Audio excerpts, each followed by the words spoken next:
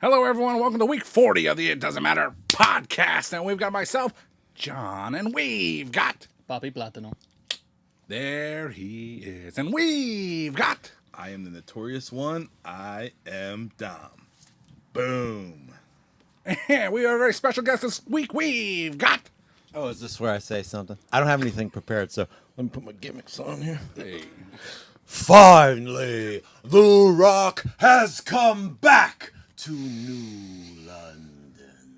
Did you actually think that The Rock was going to come on the It Doesn't Matter podcast and not have something to say? Shows what you know. Put your brain in a parakeet. Zing. Fly backwards. Now let's get this show on the road, jabronis, because you know The Rock's got somewhere to be. Well, I'm so sorry about that. you're stuck with us for a while there, Yeah. bud. Sorry. We got the return of Savage Eddie Long. Yeah, Welcome Savage. back, buddy. Welcome back. Yeah. After 18 weeks, this is week 40 right here. This is a big episode. This is a milestone. We still at it. We are still at it. We ain't going nowhere. So baby. we figure we talk about the most electrifying man in all entertainment, Dwayne The Rock Johnson. But before he was Dwayne The Rock Johnson, he was Dewey. Flex Cabana. He was Flex Kavana. Dewey. He got his break in WWE F. And he worked some dark matches with Chris Candido, Dito, and Owen Hart. That's two great hands right there. You already know The Rock was destined for greatness. He made his debut on Monday Night Raw, November 4th, right before Survivor Series. Do you guys know what episode that was? Nope. Pillman's got a gun. Oh, wow. What? Pillman's got a gun. Wow. Gee, someone was overshadowed on that episode. Yes. Yeah, he was in the corner of... The Wild Man, Mark Mero. he was in the corner of Damn the it. Stalker, Barry Windham, and Barry Windham was going against his former old WWE Tag Team partner of Goldust. Holy shit. Yeah, it was random. And then What a stalker. later on that Sunday, Survivor Series 96 took place. We got the third generation, that blue chipper. We have the Rocky Maivia. How about to say The Rock? Rocky Maivia, That's right. named after his grandfather and his father, Oh. High Chief Peter Maivia and Soul Man Rocky Johnson. R.I.P. both of y'all. And you got the stalker Barry Windham, Hall of Fame talent. You have who else was his damn partner? Mark Mero. Mark Mero. Yep. And they advertised on Raw it was going to be Mark Henry. I don't know why, but Yeah. it turned out to be Jake the Snake Roberts. Ah. Mark Henry wasn't ready to join the nation. Yeah, so they won against Jailbird Crush, Goldust with Marlena, Hearst Helmsley, and what was the other one? Was it Barry Windham? I think it was Barry Windham. Barry Windham was Yeah, with the with stalker. Dwayne Yeah. Johnson and Who was their fourth? on the heel team or the face The team? heel team. Heel team? You said, yeah, you got me there, bro. Yeah, it was Crush, Goldust, Triple H, Hunter Hearst Helmsley, Wow. and Triple H on the Rock. who was the fourth? I can't think who the fourth was. Oh, Jerry the King Lawler. Oh, there you go. Yeah. Yeah, his old mentor. Yeah. Dwayne, he was a sole survivor of that match, Oh. and they pushed him real hard. They was in Madison Square Garden. Yeah, Eddie, what do you think about The Rock's debut, or Rocky Maivia's debut? Rocky Maivia's debut. So it felt, you didn't know it when it was happening, but when you look back, it feels like it looks like he feels uncomfortable in that role. He was excited to be out there. I think at everybody's debut, there's some excitement. Like once the live fans are there and it's the moment, the camera and everything, you're a little shaky, and that's understandable. But maybe it's me looking back with bias because we know what he'd become, and Yes. it just looks so out of place. So maybe I'm wrong, but he showed right from the beginning. He had his dad's drop kick, Yep. and of course, his first finisher was. Well, shoulder. no, not the finisher. That was the shoulder buster. But he would do that move off the top rope, crossbody. the crossbody Yes. off the top rope. So you could see this. He had a big frame then. You know, he had the athleticism, and then jumping off the top rope. I think he established himself as a threat and a competitor right away. But that gimmick, man, it's all about the gimmick. Because you look at someone like Jake the Snake, who you mentioned, he had nobody. But man, he'd grab the microphone and he would just. Jake Bring had you in. somebody. Jake had one of these. He's got a friend in that. So it's a mixed bag. You see a lot of good stuff, but I mean, you know that gimmick didn't work. And No. the fans, even back then, before the internet and stuff didn't matter, the fans were going to reject something that they were told they had to like. That's true. It was a transitional period for the WWF at the time. Yes, the very transitional period. You know, they still had the TL Hopper. They still had the Salvatore Sincere, the Pizza Boy. You know, they still had the Goon, those kind of gimmicks. So that's why they came out with Rocky Maivia, the... yank 'em. Yeah, the next podcast I'm coming back for is when we talk about how bad of an idea the Stalker was. for that wrestler in particular. Well, gimmicks. yeah, that Worst I gimmicks. agree with that. Barry Windham was not utilizing the WWF/E was a at the terrible time. And money. that Could've was been- gonna be Dusty's fate if Vince had anything to do about it, but you can't hold Dusty down. If Dusty Not to had sidetrack us. I know, but if Dusty had that gimmick, it would have been just like when he got put in polka dots. He would have made the Stalker one of the most interesting characters you would have ever even thought of. Like, this isn't gonna work, and he's like, no, this is baby. When I see who I want, 'Cause he makes I'm it- not he- gonna let you know when I'm stalking you. Because he would make it his own, like The Rock ended up doing with his gimmick. That's what he did. All right. So a few months later, in February 13th, 1997, he won his first Intercontinental Championship against Hunter Hearst Helmsley. Yes. All right. Yes. And it begins. Them two got a little collision course going on. Right now, you got basically your, Brett and Shawn. Yep. They're parallel right now. And, They're parallels, all right. yeah, they're parallel. Well, The Rock, he's doing this thing. Or Rocky Maivia, he was doing this thing. And he had a match against Bret the Hitman Hart, who people know that Bret was his mentor. Bret could have took the IC title from him, but he didn't want to whatsoever. But what they're doing, they kept force feeding Rocky Maivia to us like they did the Tribal Chief, Roman Reigns. Everything's gonna be full circle. But Anybody else they force fed us during all these years? Doink. they did it to Cena, but They really wanted us to like Doink. And we ended up liking him, but man, they really wanted to put that guy over. Oof. Yeah, but they tried with Cena, and Cena stayed as is. He didn't change. The only time you see him turn dark was when he was in the NWO going against Bray Wyatt in the what was it, WrestleMania Firefly match? Funhouse. Yeah, Funhouse match. During the pandemic. Yeah. That was it. But they force fed us, and later on, he lost the Intercontinental title to Owen Hart in April. Yeah. The man got injured. He came back as a heel. And you seen the sign saying, "Rocky sucks, die Rocky die," and then he joined the Nation and started talking to third person. Abel, what do you think about The Rock's, re-debut as a heel? It caught me off guard because at first initial, you're like, who's he coming to save? Is he coming to save, was it Ahmed Johnson at the time? No, I believe it was Chains. Was it Chains? Fake Undertaker. Well, yeah. And it's like, you see him, you're like, oh, he's back, he's babyface, and then all of a sudden he's doing the Mr. Perfect kicks. I love those kicks, man. Something about that. I don't know. But, The flourish. yeah, it's just, you see a different character. You see somebody different. It's like, it's not that baby face where he's like, oh, hey, like me, guys, this is who it is. Now it's like, every time you guys said screw me, now I'm saying screw you back. This is who I really am. You want to say fuck you Beep. now. Oh, sorry. There was the first one. So what we know the rule is the really lasting gimmicks to get over the most is you with the volume all the way up. Yes. And then all the way up to 11, right? Yep. So I have to say like Chris Jericho.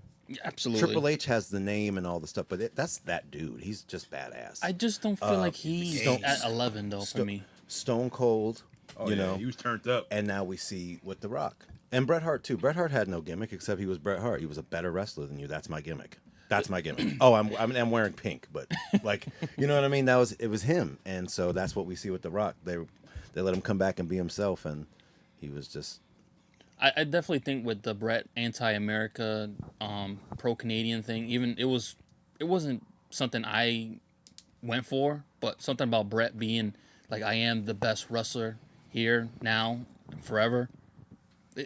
You can't beat that. He really was the best of the best of the best of the best. So, which is why The Rock took his sharpshooter. That shit was He- terrible. He didn't steal it from Sting. When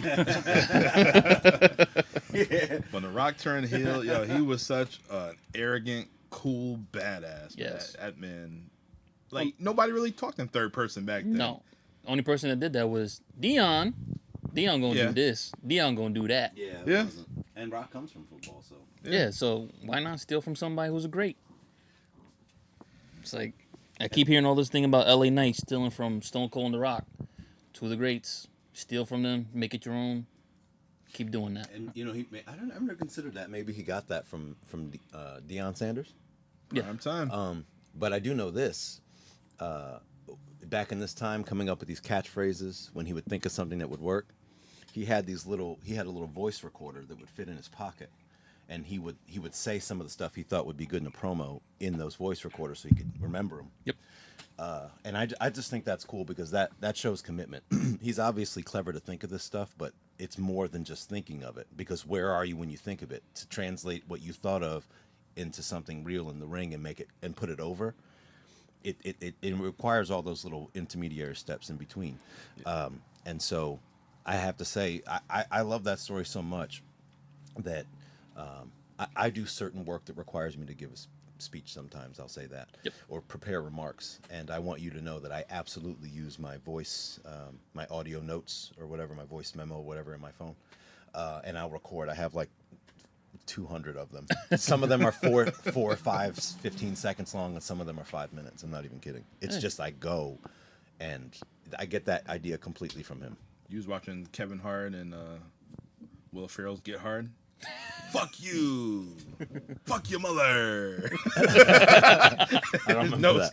I don't remember that from that movie. Yeah, watch that movie. Oh, I think I downloaded the wrong version of Get Hard. Oh. that's See you one. guys. Speaking of hard, we got someone in the live chat. Our friend BDC. Yo, what's up? He had a little comment for the Slammin' Jammin' People's Champion. He said Rocky was in the Carlton Banks shorts and penny loafers. And I remember that. You knew he was up to no good. Yes, he was. Yes, he was. He All looked right. like, he looked like he was going to Charlottesville. Anyways, All right.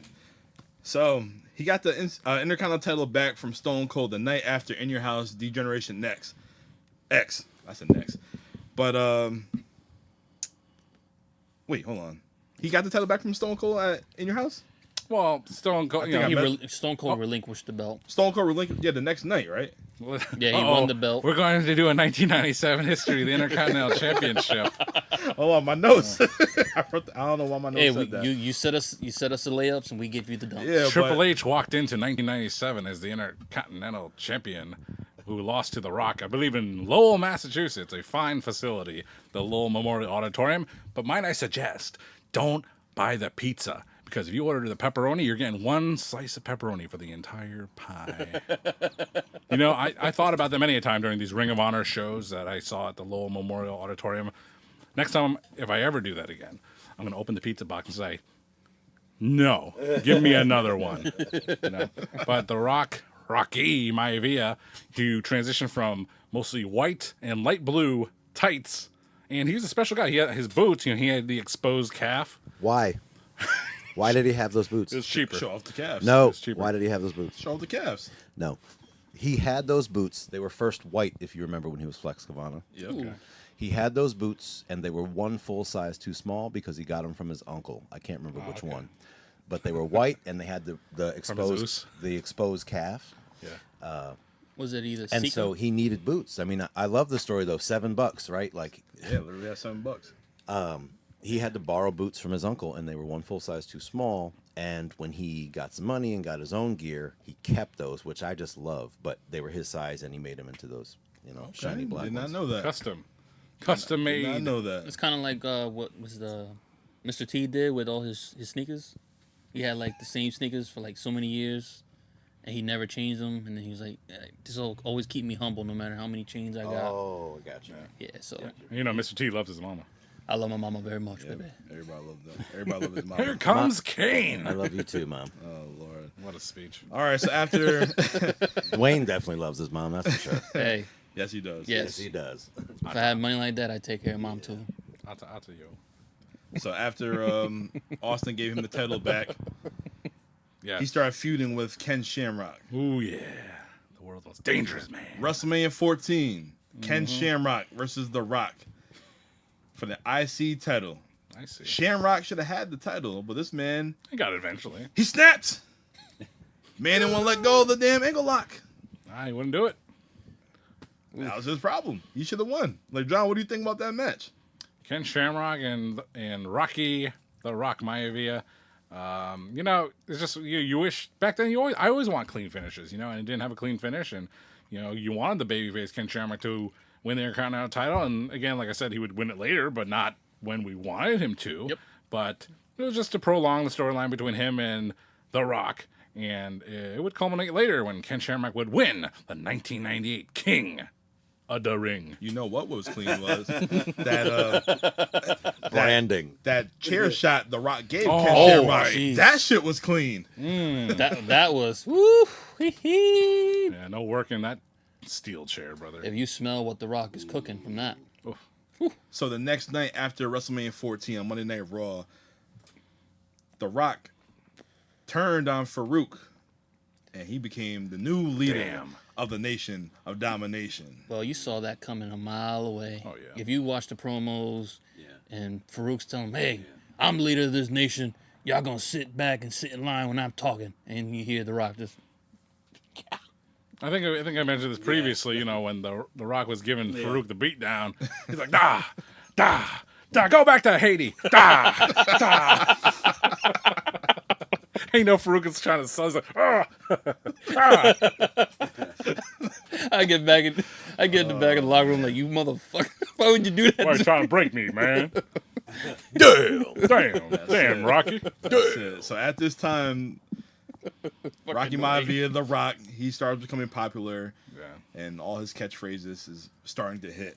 It's very common for things like that to happen in the WWE even now. Like you have a heel, he becomes entertaining, too entertaining to a certain segment of the fans, and he kind of like loses his because usually he does have the belt. Yeah. Then he loses the belt, and that's the impetus for his face turn, which would then become a quick heel turn, as we'll find out in the notes that Dom Williams has. He became so popular, he became a babyface. So I'm gonna take you down to Survivor Series 1998 when the world title was vacant. I don't know the reason why. So we got Mr. Stratfax right here. He's gonna fill us in right now. Survivor Series 98. Why was the title vacant, and why they have a tournament called Deadly Games? Well, let's break it down with Breakdown in Your House. I think that was the Break it September pay-per-view. I think No Mercy was the October pay-per-view. And Stone Cold had the belt, and he lost it in the three-way match, I think. This is where it gets a little fuzzy. With Undertaker and Kane, and I think something along those lines. I don't know exactly. They both pinned them at the same Yeah, time. that led to the tournament for a new World Heavyweight Champion. Yep.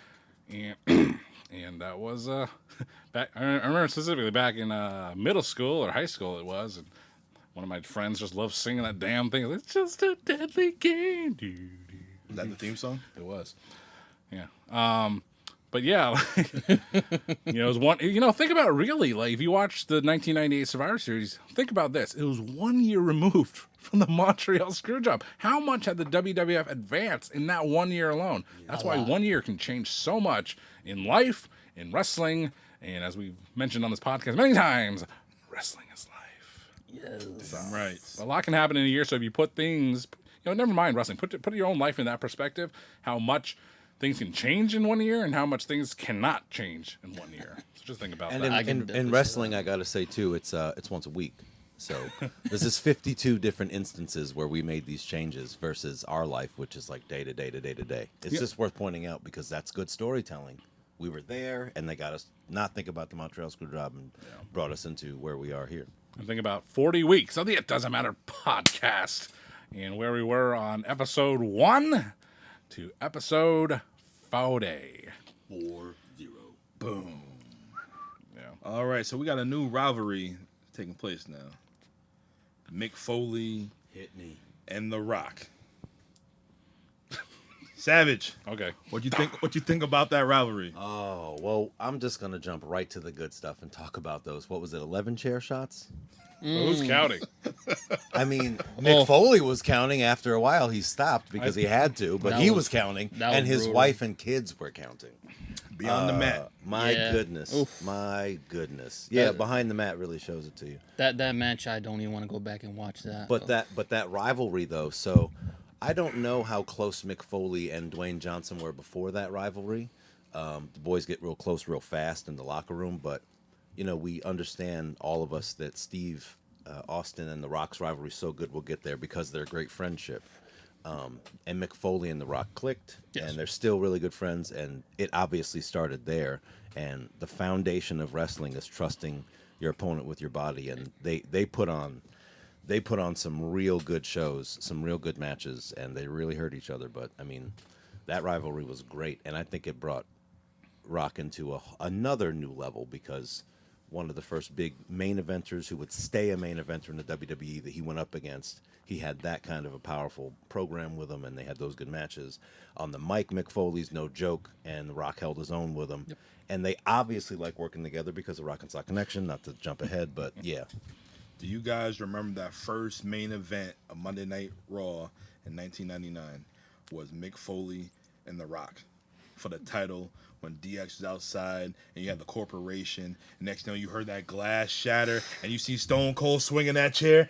Bang! 1, 2, 3. Place went crazy for Mick Foley. It's a crazy time for wrestling right there. That was the night of the finger poke Zadoom.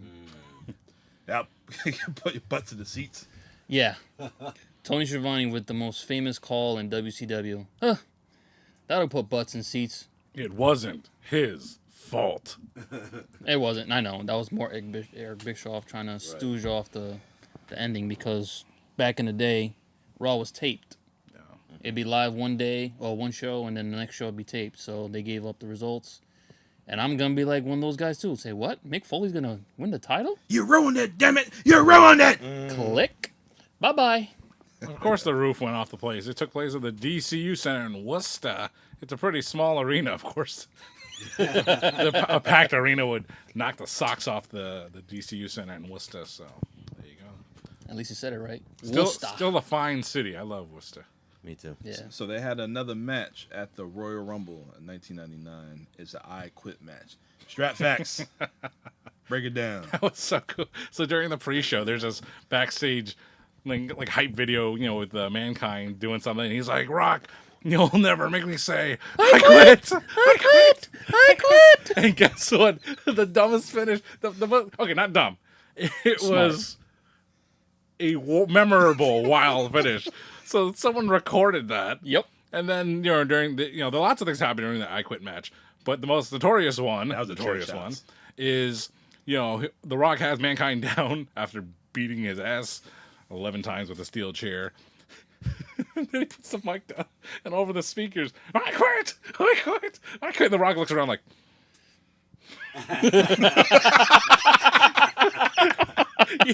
I swear they captured that exact moment for the SmackDown video game. Yeah, they did. Which, let me jump back a little bit. I bought that. I think it was the first one. This is probably the second one. That's the second one, actually. Or whatever. And it was an I quit match in the PS1 video game. And I brought it to my friend's house, Matt Stemler. Where are you? I remember the whole animation to this day. Oh, yeah. So we're playing it, and then he's like, and it was brand new, right? Then he said, oh, can I borrow it over the weekend and give it back to you on Monday? I'm like, no, I just bought it. But of course I said yes. And so we were talking about it back at school, and he was like, yeah, I was playing the I Quit match. Actually, we were playing the I Quit match, and we were like, we couldn't find a way to end it. And then, Matt was playing it, and he was like, I was playing it over the weekend. I noticed that there was just random microphone just around. So I was like, oh, yeah, you're supposed to grab the microphone and then, press the button to give it to your opponent, and the opponent and the guy holding the mic, the winner of the match, he would do that Rock motion. He's like, yep, it's true. It's true. I remember that shit. But the rivalry continued because during the Super Bowl, they had a match called Halftime Heat, and Mick Foley got the win by pinning The Rock on a forklift. Abel, you remember that whole match right there? Yeah, because it was an empty arena match, so they're fighting all over the arena. They're hitting each other. They're smacking the fuck out of each other. Jesus, like you said, chemistry is so key when it comes to wrestling. You got to really trust your brother. So Because it's about timing, and you have yes, better timing with people you have better chemistry with. and they had literally like what half an hour to do all that. I think they taped it, but Yeah. whatever they did, WWE, you guys make magic, man. You should have been bought out big by movies. Disney. Yeah, but they're both on the come up. I mean, that was a time for Mick Foley to reach the mainstream too. I mean, he was established and everything, but I mean, like, What? he was still hungry, and you know, Yeah, like for he, beefaroni. what he did during this Got what on he his shirt. what he did during this time helped Vince McMahon justifying him letting him do Cactus Jack and eventually Dude Love. Are you joking me? That's because he was proving himself right now to No. Vince McMahon and giving him everything. Which, I mean, they both did that. The Rock does it all the time, but I mean, like in this time, he was hungry. It was a little extra. He'd agree. It was a little extra, and he was just all over the place doing everything, and he was doing it really well. Now, did Mick already get thrown off the Hell in a Cell by this time, or was it on its way? I think we're getting there. Oh yeah, Okay. that's past. That's past. Because That's where do you bad. go after The Rock, by the way? I don't know. well, Taker? the Hell in a Cell was King of the Ring '98, and we're talking about the Super Bowl halftime heat. That was in 99. January '99. So All right. Oh, really? Okay. Yep. yeah, Wow. Oh, so where do you go after The Undertaker? Rock? No, I think it was. Oof, who jeez. did he face at SummerSlam '98? I Foley? wonder. Yeah, was he in a tag match? Wasn't the Undertaker. Wasn't it Kane? It might have been Kane. It was. I don't Yeah, it was like. remember that. I don't know. SummerSlam '98, known for lots of things. So it took place in MSG, where The Rock made his debut, right? But the memorable thing from that is, Stone Cold The Undertaker on the highway to hell, and also Triple H and The Rock in a infamous Intercontinental title ladder match. Yes. Yes. Yeah, with China downstairs. That's it. All right, guys. Let's go to Philadelphia. Let's. Let's go to WrestleMania 15. Oh man, We have Stone Cold Steve Austin. We have What? The Rock What? in your main event for the World Heavyweight Championship. Man, he came out in a t-shirt. Yeah, he forgot his vest. Dude, you couldn't just send. Yeah, he was it was pissed. so small. You couldn't just send someone to Wilson's Leather and just get a vest, a blank vest with a crummy t-shirt. A crummy T-shirt. Did you have that How shirt? many units did that shirt sell? The crummy, wildly popular t-shirt. Philadelphia. best-selling item of all time. It's still the best-selling T-shirt of all time. Still, right? SCU. Oh boy. Oh, man. Oh, is that the one? That's the one? No, that wasn't the one, but that was one of his popular shirts. And Stone Cold Yeah. helped design all the ones. He came from ECW, man. ECW guys design all their own merch. Isn't that right, Taz? That's the way it should be. But I digress. Brother. They don't even look like me. What do you guys think about I the? digress. What do you guys think about his match with Austin at WrestleMania 15? The best. That's the best. Really? Out of the three? I'm sorry. I know I'm going to sound like a herb real quick, but I'm hazy. Is The Rock the current champion at Yeah, this he time? came in as the champ. Looking That's the best. slick. That is the best. That's the best. Find me a better entrance than The Rock coming to the ring on that night with that belt, that specific eagle belt over his shoulder. It's perfect. It's. I'm talking about the entrance itself, but it's More that than time. It's more the than 17? best. I Is that the one? How about 17 is the one, I think. where he came how in about with, as a champ. 19? It's cooking. Hollywood Rock. How about that entrance? I'll give Eddie this. I'll give you this, Eddie. No. It's not Savage, that Eddie. I think the match he had with Austin, even though I didn't like the You talking about the ending, match or the entrance? I'm still in the entrance, brother. The entrance, I go 19. That, yeah. That, you that just Hollywood go Rock was something else, yo. If you're going entrance alone, yeah.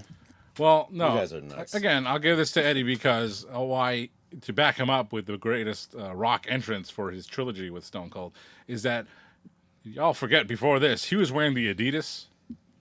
Yeah. Yeah, he had yeah. nipple Yeah, surgery. you got that surgery. So we're wondering if he coming. So first of all, the Stone Cold comes out wearing the T-shirt, right? Yeah, You're like, oh it's- God, the Rock's gonna come out in his stupid Adidas. Nope, he came out with his brand new titties.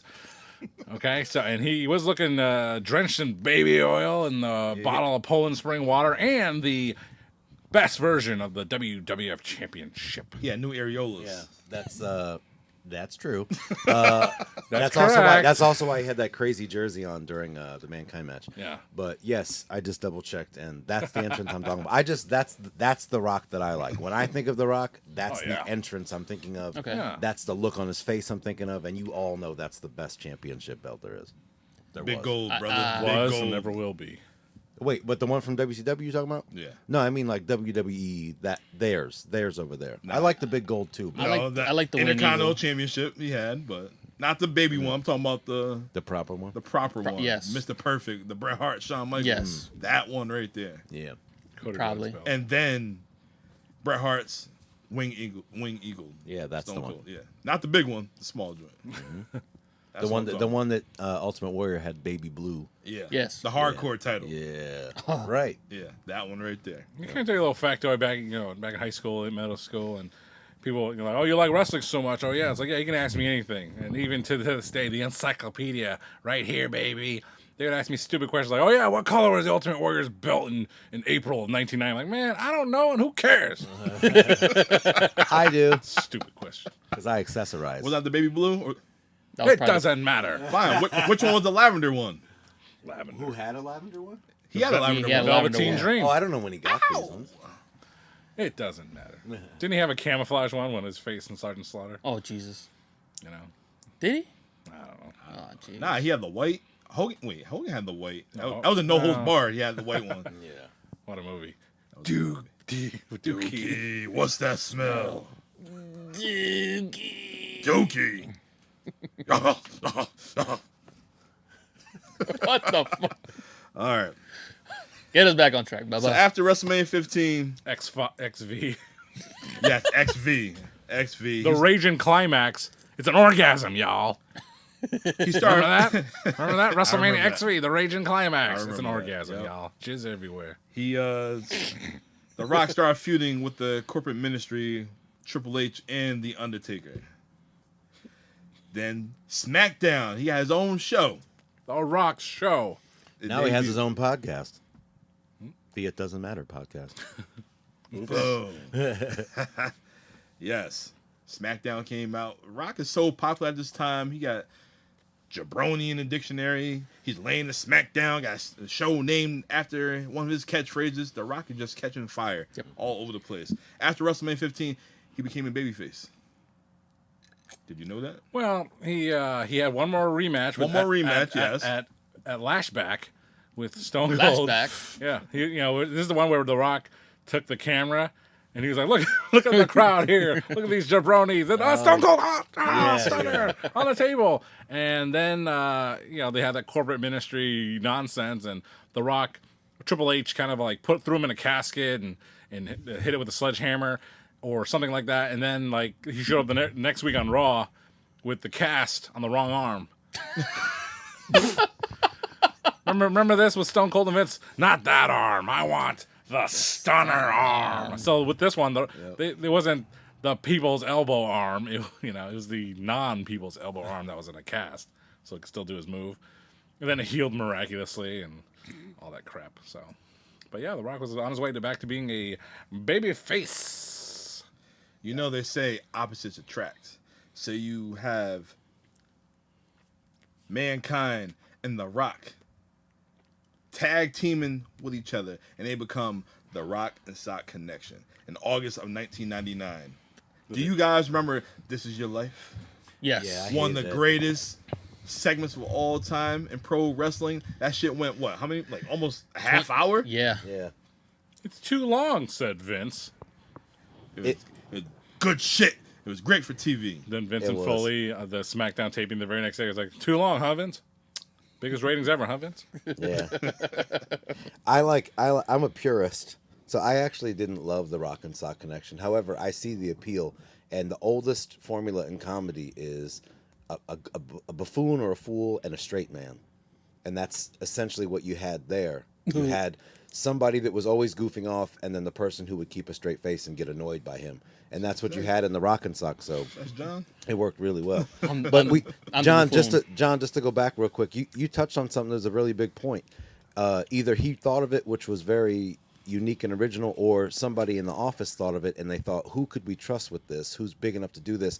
But The Rock grabbing the camera and doing all that, that's not something we were seeing. Hell no. No, That's not something we were seeing. So That- they that- either thought of him for that or whatever, but like that's an important point. That's a fun little way to show how big he was getting. He's a back then. trailblazer. He's a pioneer. Yeah, That he was- blue chipper. He was breaking the fourth wall, which is something Vince McMahon never ever wanted anyone doing. So, John, do you remember all of the guests for This Is Your Life by name? Yerpel? Or Yerpel the clown. I remember a Clown. teacher, Yeah. a fourth grade teacher. The I think. teacher, Mrs. Sandoval. I don't know.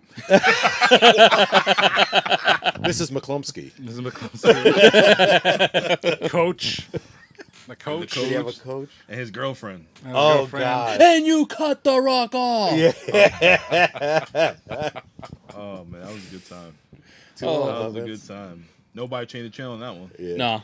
Nobody. No Oh, way. I wonder what Nitro is showing at that time. Another match with Juventud. No, they were showing a $200,000 entrance from Glacier. Oh my God. hoping you were watching it, and no one was. Oh wow. I love this Sub-Zero attire. Then like, no, it's too close. Too close. Changed his outfit. And then he became like the ice cream man. So The Rock and Sock Connection won the tag team titles against The Big Show and The Undertaker. The Rock and Sock Connection is a 3-time tag champs. Wow. That's crazy. Just those two by themselves. Yes. Were they changing the belt on the house show that week? Isn't that a 4-way in the future? The Rock, Mankind, Big Show, and Undertaker? No. Triple H. Undertaker is Triple H. Yeah, that's Oh, WrestleMania yeah. 2000. We get into that. Yeah. The Rock's getting a little notoriety. He's popular as hell. He started acting. He's on that 70s show.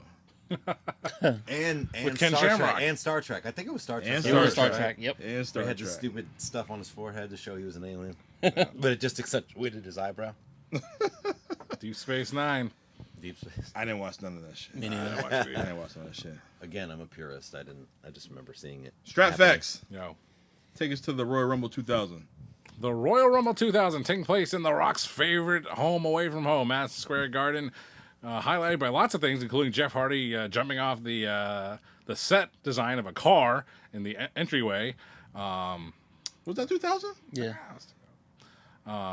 With the, I think was that the first? It was just them and the Dudley Boys, Hardys and the Dudley Boys, I think. The first tag team table match. Yeah, and Anaheim. well, this is Yeah, I something. love that. This is something The Rock would admit later to the Big Show.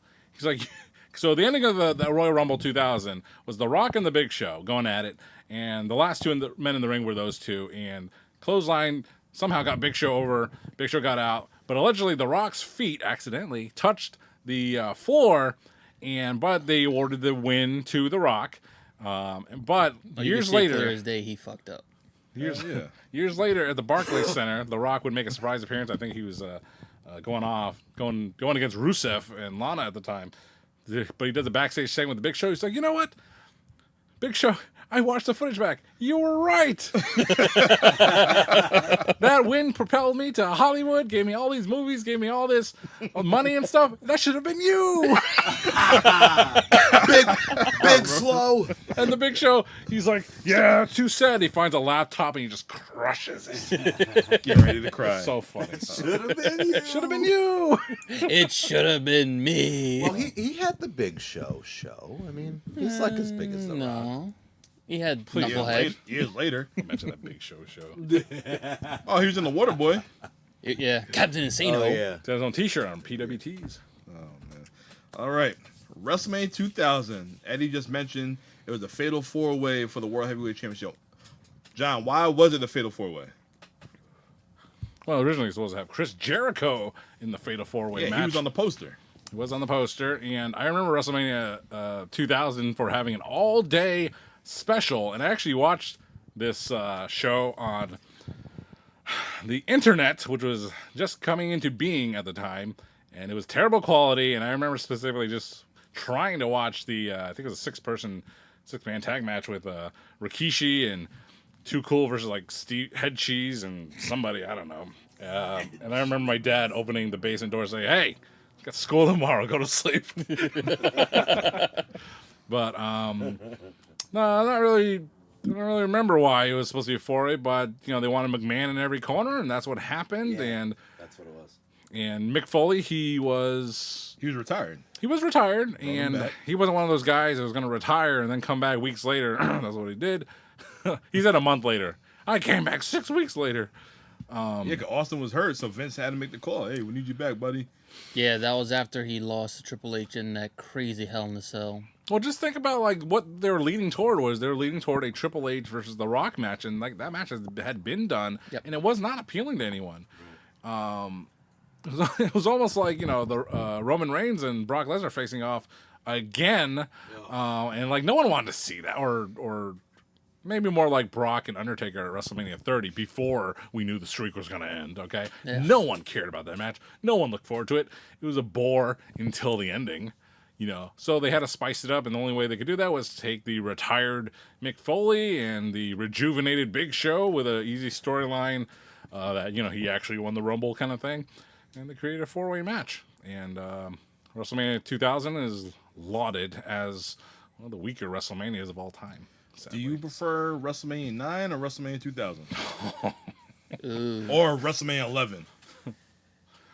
What happened in 11? Diesel and Shawn Michaels and Lawrence Taylor and Bam Bam Bigelow. I have this fascination with WrestleMania 11 because it took place in Hartford, home state. And I got into wrestling December 95, so I got into it after. And, they would show these hype videos, of the previous WrestleMania. I thought it was cool as hell, because Wait, so you missed the Montreal Screwjob? No. That's before. No, that was Montreal Screwjob was after. Oh, yeah. But Yeah, right.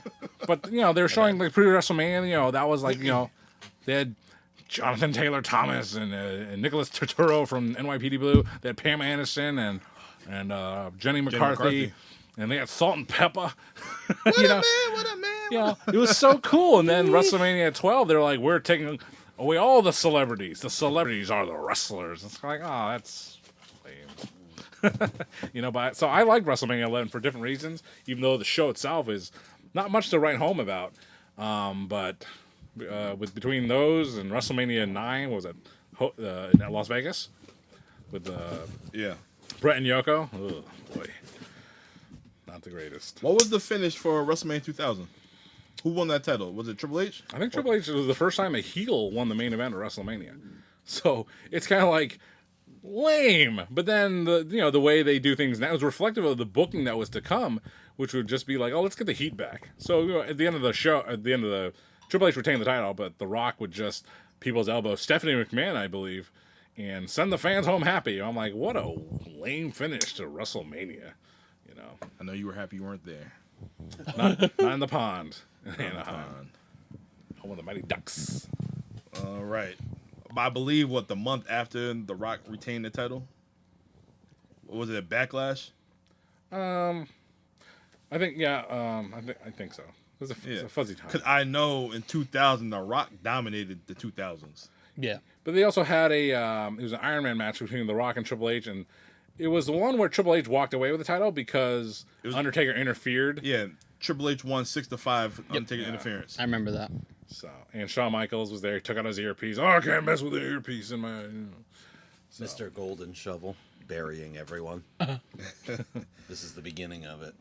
Mr. Banana Hammock. But The Rock was the Millennial Man. Like I said, he dominated 2000s. Oh, After this, he was on Saturday Night Live. Yeah. And this is where all the stuff he put on Monday Night Raw and SmackDown, he put it all out there on Saturday Night Live, and he became one of the top guys out there, or top actors. And this is when he started receiving all these acting roles. Nicotrell. You don't talk to Nicotrell like that. Great moment. And when he was the huge version of Mango, who was Chris Kattan's little character. Mango. And then Peepers. Peepers. Was that his name? Mr. Peepers and I don't know what the other guys. Mango. Was he on Saturday Night Live like 4 times? They keep having him back. Yeah. I think I had to tell you guys about the one you guys missed, or when the Santa Clara Mania, he did it with SNL the night before, that skit with Bobby Moynihan, and he catfished, anyways. I remember, I didn't watch it though, but should watch. Yeah. All right, let's go to one of the greatest WrestleManias of all time, WrestleMania 17. Abel, you want to fill us in? Oof. There goes Rikishi. He's got a fat ass. I did it for you. I did it for The Rock. Probably the greatest main event intros. Oh, that's the one you didn't watch. I know, that's what I Dom. said you got to fill me in. Oh my god. You didn't watch this one? I man? still ain't watched the whole 17 show. I seen this match, yes. You're in for a treat. Yeah. Never mind WrestleMania 2000. WrestleMania 2001 is where it's at. The Limp Bizkit My Way between Austin and Rock. You will never. I have not yet seen any company duplicate that kind of rivalry type promo. Yeah, to get you set up for the main event. I mean, Oh, the video package? the video package was probably That video package is dope. Yeah. the greatest. They always are. Still stands to this day as the best, in my opinion. Well, they did it all for the Nookie. The Nookie. The Nookie. Was Can you take that fucking? Wasn't it My Way? Was Yes, that the thing? My Way. I'm going to do it my way. Yeah, my but- way on the highway. Yes, but we're talking about the Nookie. It's all about the nookie. All right, so You can stick it in your... So what? Let's get back to this match. All right, WrestleMania 17. You have The Rock going against Stone Cold Steve Austin one more time for I the need World that. Heavyweight Championship. I need that belt, Austin. I need that belt more than anything in the world, and I need it from you. Stone Cold was giving away his heel turn right there. He's like, I need more than you think, more than you realize, Rock. It's like, why? Jeez, why? Did The Rock get the belt? Nope. He had the belt going in. He had it again? He was a champion at the time. Oh, yeah. Yep. He was the Austin- incumbent, Yeah. Austin sold his soul to the devil. The reigning. defending. Even though it wasn't the best match of the night. And I have said that. What was the best match of the night? The Battle Royal? TLC. Oh, yeah. Oh, That too. yeah. Yes. Yeah. Yeah, Yes. that's definitely a I'm- show stealer. I always forget those are the Yes. same. Yes. Bully Ray said it, and I agree. That is the #1 match of that night. That time, man. Oh man, If he was a tag team guy, I always have been. I've always been a tag team guy too, but oh man. Talk about taking it over the top and making 6 guys into main event guys eventually. Well, 5 out of 6. Wasn't Lita hanging from the Well, Lita spear or some shit? That was one of Spike and Lita and Yeah, And Rhino. Rhino. Yep. Rhino Yeah. came in. They all had a piece in the match. Everybody had a piece of Lita. I want a Lita of cola. Giggity. No, like my sister's boyfriend at the time, he recorded it on VHS, so I had a copy of it. I made my own little rental box with a cover on it of WrestleMania 7. I watched that shit so many times because there was no network, there's no Peacock at the time, so I just watched that WrestleMania over and over again. And it's a shame that some members of this panel have not watched it at all. It's a great WrestleMania, and You still have not watched it to this day? I'm saving it for when we get to WrestleMania season. Oh boy. he's got a list. I got a list of shit I need to watch. Checking it twice. Y'all need to watch too. Well, Dom, So wait, so you've seen the You've made the TLC list. match? I seen the TLC match. I seen the matches I need to watch. I seen the Battle Royal. Ooh, this. I ain't watched the whole thing. Okay. oof. I ain't filling the gaps. They have that's the set for that WrestleMania was really weird. It just came out of The nowhere. ramp. No, is that big Like the big Titantron, but it's Yeah. like super golden Hollywood thing. It was an that's incredible a set. It didn't make beautiful sense. stadium. I went there. I went to the Astros stadium. That was real nice.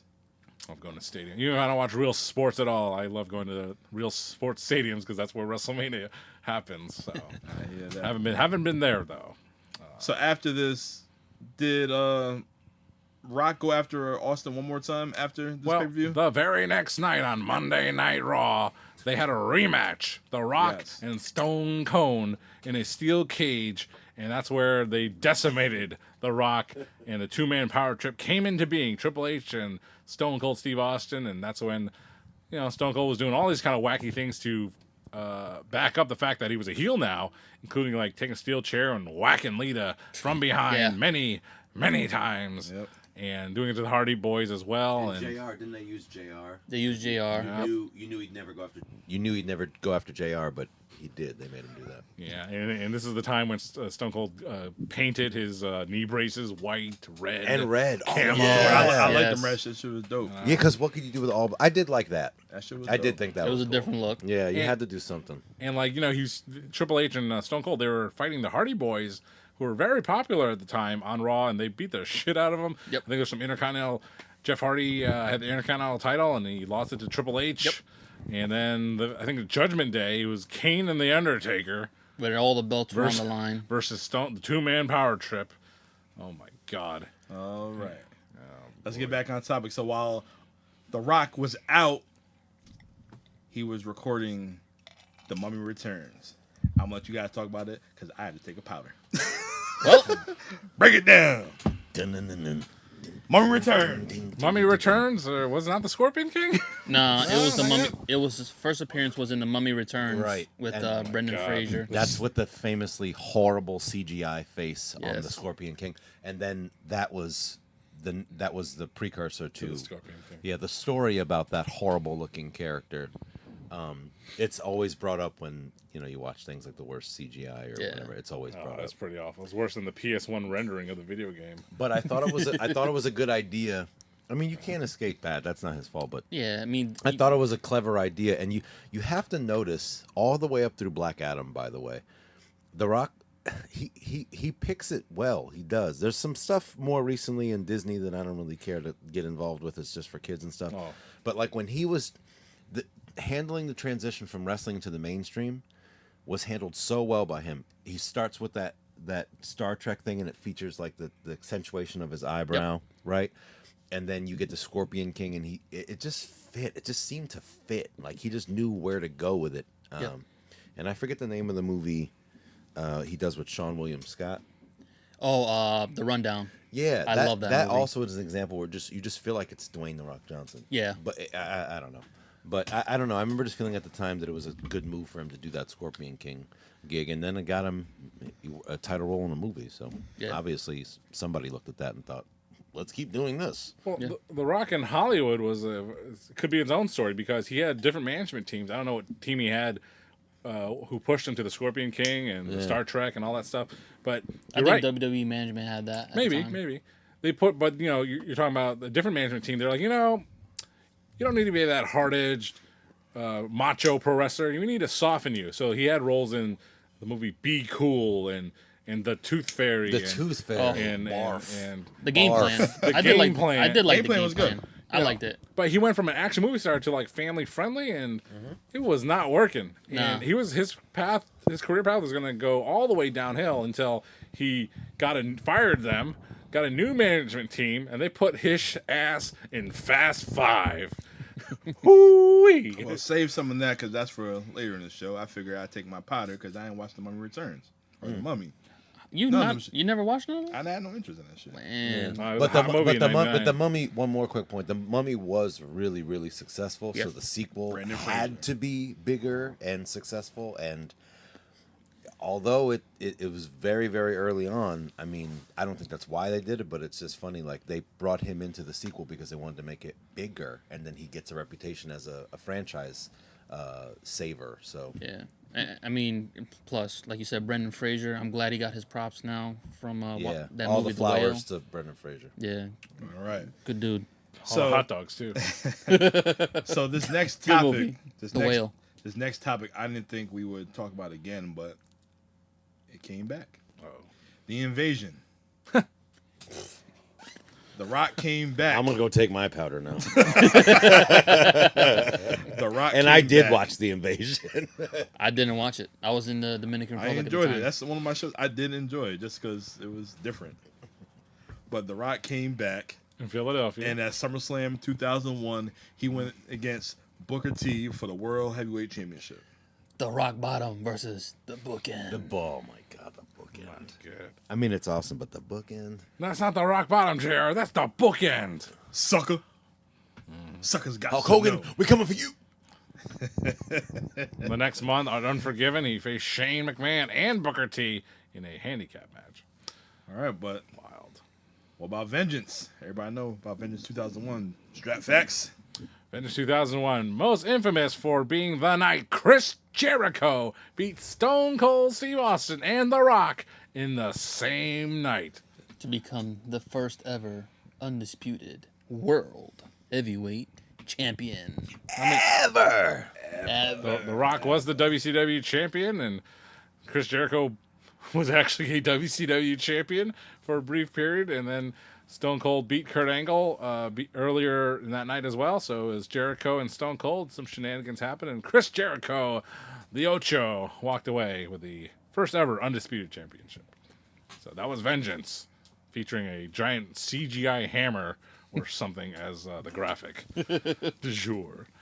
You know. And then The Rock and Chris Jericho would go 1-on-1 at the Royal Rumble, a match so notorious they put it on one of The Rock's best of DVDs. Nice. Because that's where I watched it for the first time. All right, fellas. WrestleMania 18. You have the most electrifying man in sports entertainment going against the immortal Hulk Hogan. Doesn't work for me, brother. It worked. That was plan B. Yeah, no. It was plan B. It worked. That was plan B, actually. It was plan B. I think the original plan was supposed to be Stone Cold versus Hogan, but Stone Cold just was like, You know, what it was like to have worked seen for me. what The Rock would have gotten out of Scott Hall. They swap roles. Yeah, no, that is straight up it. Stone Cold was like, no. He was good. He was notorious for that. Or I think it was one of the better parts about him. But wrestlers were always that way back in the day, and Stone Cold is from that time. Like, no. It's funny. We'd make fun of Hulk Hogan for saying it doesn't work for me, brother. But Stone Cold did that shit too. But he was good about it. He wasn't selfish. He was doing it because he knew it wouldn't work for the product, which was good for everybody. That was where he was coming from, not just it doesn't work for me. Yeah, He didn't say that. If it was 98, it probably could have worked. yeah. Yeah, he just knew what the end product was going to be, and that's why he said no. Not because it didn't serve him. I think It God really for him was saying the no. finished product. Thank God for him saying no because Yeah. Rock Yeah. and Hogan. That they didn't do much, but it's I like can you said. remember a specific look on Hogan's face where even he was surprised that the crowd was still cheering as long as they were. I was not expecting that. He kind of looked around and was like, wow, and you could see him look back at The Rock, and it was just this moment where you could see even Hulk Hogan was shocked by something the crowd was doing, which you didn't think that could happen, but if you put him in the ring with The Rock, that's what's going to happen. You're going to surprise Hulk Hogan. Do you remember all the promos leading up to this match? And Hogan drove the Mack truck. The Mack truck into the Rock's. He did it 2 his weeks car or before whatever, some shit like before that? Mania. It's full of Amazon packages.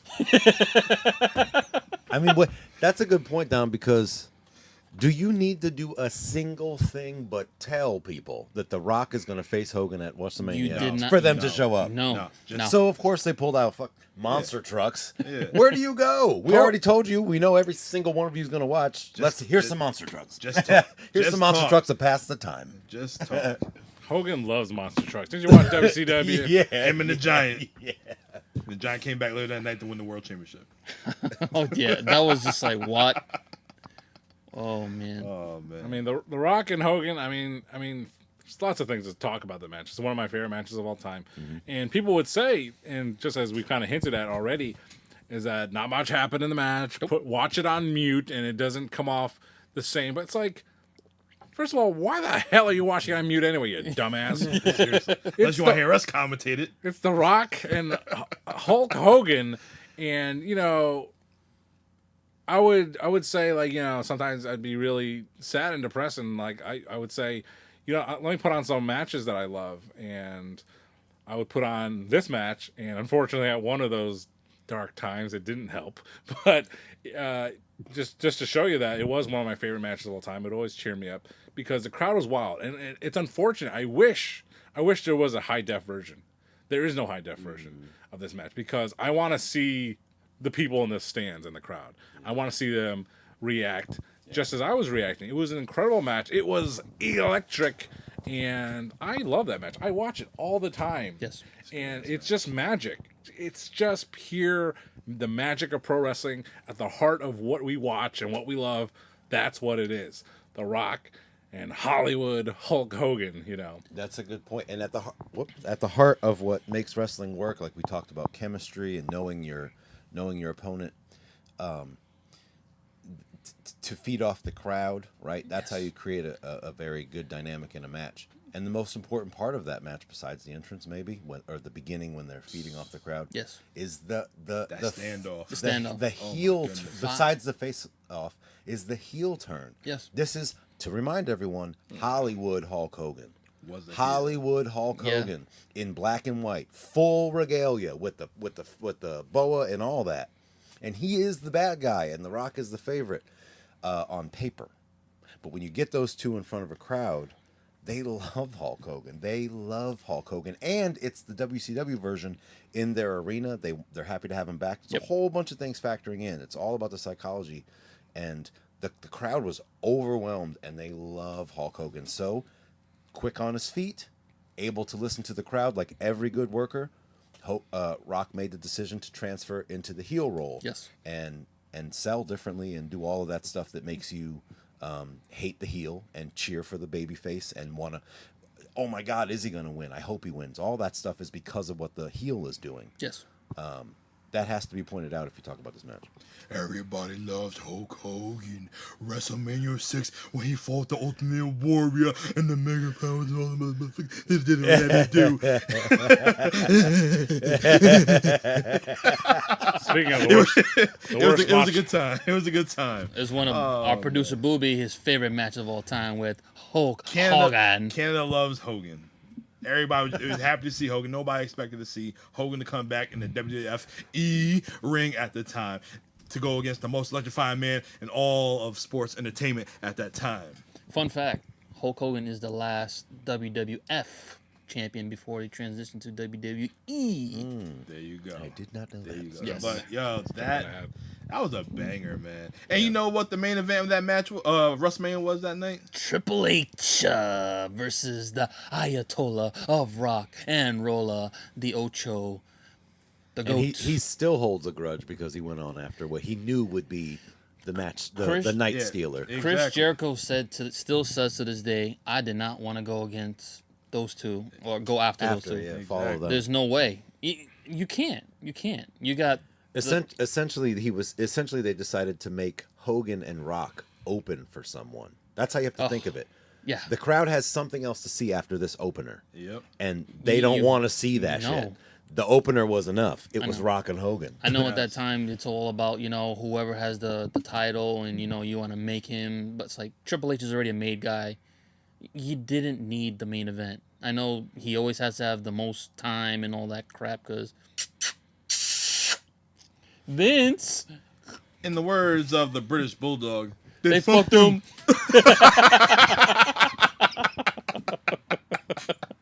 Yep. John, after WrestleMania, what happened with The Rock after this? I know him and Hogan had another match. Was it Backlash or something like that? But Hogan was donning the red and yellow tights? Well, after that WrestleMania, The Rock and Hogan would actually stick around. They'd be part of the first ever WWF draft, and they were two of the top picks for the SmackDown brand. And by August of that year, they were not part of WWE anymore. So poor draft picks at that time. But The Rock would, I think, at this point, he would go on to film the Scorpion King. Scorpion King. What was Yes. the word? Hakuna Matata. No. No. All right. Haku Machente. Machente. Ah. That was off of like 2 words. Don't you know who I was, Hurricane? I was the Scorpion King. Haku Machente. But actually, so The Rock would go away for a couple of months, but he would be back, and he won the Undisputed Championship from The Undertaker and Kurt Angle in a 3-way match, and he'd go on to that SummerSlam in Nassau Coliseum, a very great show. Great stuff. Did we cover that? I don't even remember. No. What show was it? SummerSlam 02. Not We yet. did. Yes, we We did. have? Yes, we did. Yeah, remember Kurt We did Angle, that- Rey Mysterio? Your crib. Yes, because yes. our next match was the most electrifying man in sports entertainment going against the next big thing, Brock Lesnar. And remember, you guys, I said this was the best SummerSlam of all time. And you guys, some of y'all agree. Cool Ray, he said the best SummerSlam was... It doesn't matter what Cool Ray said. He's not here. SummerSlam 2002 was the best SummerSlam. From top to bottom, all the Hall of Fame cards. Yes. Your first match is Kurt Angle going against Rey Mysterio. You had Chris Benoit going against... Rob Van Damn. Eddie Yes. Guerrero and Edge. Come on now. You can't. Right Come there. on now. Those two. That's the greatest SummerSlam of all time. Undertaker. As Cool Ray would say, sign me up. Sign me up. Sign me up. I forgot who the Undertaker fought, but It Test. doesn't. that doesn't that was matter. probably wasn't all of that, but yeah, Other than that, yeah. The whole match, the whole card was. it was a good ass show. Yeah. And where did that take place? New York. Nassau Coliseum. Bring it. Yeah. So this is another match where The Rock was booed to shit, and this is what was another impetus for him to become Hollywood Rock. Yeah, he would leave and he would go film that movie, probably The Scorpion King. And he wouldn't come back until No Way Out, 2003. Actually, no, he was also booed at the Raw 15th anniversary. That's where the Hollywood Rock character started, because he won. Was that in Bridgeport? Yes. That's the one. We went that was there. my first show. Yeah, we went there. Me and Abel went there for that show in Bridgeport, Connecticut. I think, yeah. Or was it Raw 1000? No, that's years later. No, because they were really hyping up Raw No, the you did- 15th anniversary, and it was such Yep. a lame show because it was all these. They're hyping. Oh, these guys will appear. These guys will appear, and then it was just like, Who was the greatest WWF was or Raw Austin, did superstar? Austin pop up? Austin was the first person showing up. Yeah, he took out Vince. Yep. But no, Rock, he wasn't there. Oh no, that was The years Rock ago. was there because Hogan came out, and the place went nuts. I went nuts. I was standing on top of the seats. it's a little fuzzy. So No, Raise up hold and- on. the Rock, Stand up and raise your fat little fingers in the air. No, it wasn't the 15th. It was the 10th anniversary. the of 10th, Raw. yeah, because we went to the 15th in Bridgeport. Yeah, that one was. Mm-hmm. That was the one. But the Raw 10th anniversary, yeah, that was a very big disappointment because at the time Stone Cold was out, The Rock was out. Yep. And Oh yeah, because Austin took his ball and went home yeah, it was just because he did not want to lose to Brock Lesnar on. I agree that bad that time. one, that was bad timing. If you were gonna do that, you might have saved that for the finals of like the King of the Ring to make Brock Lesnar the Oh. next big thing. that was in retaliation for Austin talking shit to the writing team on Bite This, the WWE.com exclusive show. It was like the creative, it was a little piss poor, and they didn't like that. So I was like, fuck him, let's put him against Brock on as a qualifying match on King of the Ring, in which he was going to lose. And Stone Cold again pulling out his trump card, and it's just like, I'm not doing that. I'm walking out. But he already walked out. Before, so Vince was probably, all right, enough of this shit. He's never coming back. Less than a year later, in Montreal. So he got on his little ATV with a stupid little flag on the back. And his little And badge he just says drove back to sheriff. Texas. You don't like that? The ATV era of Stone Cold. All right. But I was a fan of Hollywood Rock. I like when The Rock used to come out and talk shit about the crowd, get the guitar, and start doing what he do. But this made me happy. Butts make me happy. My man Goldberg came out and speared the fuck out of him. You're skipping over one Oh, you didn't detail. you didn't like the didn't- third WrestleMania with The Rock and Stone Cold? Yeah, Oh yeah, I did pass. you just. Oh yeah, shit, I skipped that. My bad. Yeah, you I'm did. getting a little excited. Well, why'd you skip over Montreal? The No Way Out show. That was Hogan and Rock 2. That was Scott Steiner, Triple H 2. Not bad, man. That was Eric Bischoff and Stone Cold Steve I Austin. went over my notes. Oh, you forgot stuff, homeboy. See, you gotta But, bring it back, yes, baby. But the Rock and Hogan 2, very disappointing, and it ended with the debut of the referee, the French Canadian referee in Pat Patterson's Bois, Sylvain Grenier, and the Rock beat Hogan in the rematch, and that led to the very next month The next night, Goldberg. No, WrestleMania 19. No. Goldberg showed up the night after Russ- WrestleMania 19. WrestleMania 19 featured The Rock and Stone Cold in what would be Stone Cold's final match because Final match. he was so injured that no one knew. We were like, why are they facing again? But We didn't know that was his. yeah, At the time. super behind the scenes, Stone Cold's like, I'm done. And so they had one more match, and for a long time, it was one of my favorite matches. It was different than the XV, the Raging Climax version. It was different than the X7 version. It was like the best of. The man was in the hospital the night before. Yeah. A lot of shit going on with him. Too many freaking Red Bulls. He was over caffeinated. He was dehydrated. You know. Woo! Ric Flair. So The Rock and Stone Cold, they had a very fun match at WrestleMania in the Safeco Field. But then, the very next night, the fans knew that The Rock's next opponent, not his accountant, Ira Goldberg. No. It was Billy Bitchcakes Goldberg, and they would go on to face each other in Worcester once more. And I almost went to that show, but I did not go to that show. You should have, because for the WWE Championship, it was Brock Lesnar and John Cena.